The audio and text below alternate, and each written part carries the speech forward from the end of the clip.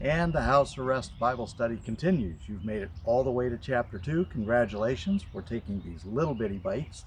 I hope you're enjoying yourself.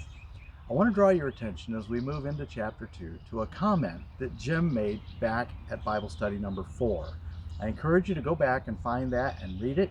He talked about unity and how Paul was affirming something they were already doing. I think that's very important. Philippians is one of those books that has a particular character.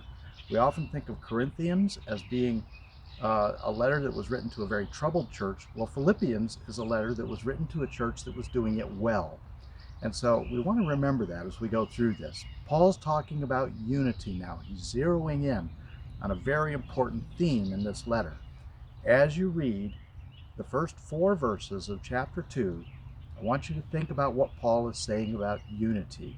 Notice that he's not assuming that everything is great. He's not assuming that it's perfect, but he isn't reprimanding them either, as Jim pointed out.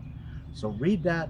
I'd like you to comment on those first 4 verses and tell us what Paul is saying to you in these circumstances. Remembering he was under house arrest, you're under house arrest, and we have to find ways to be unified during a time when we can't actually be together.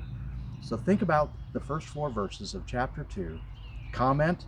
Some of you have been following along and reading the Bible studies, listening to the videos as we go. I would like it if a few of you would comment too. Just come in with a few lines. It doesn't have to be a lot, but let's see together what Paul is saying here in chapter 2, verses 1 through 4.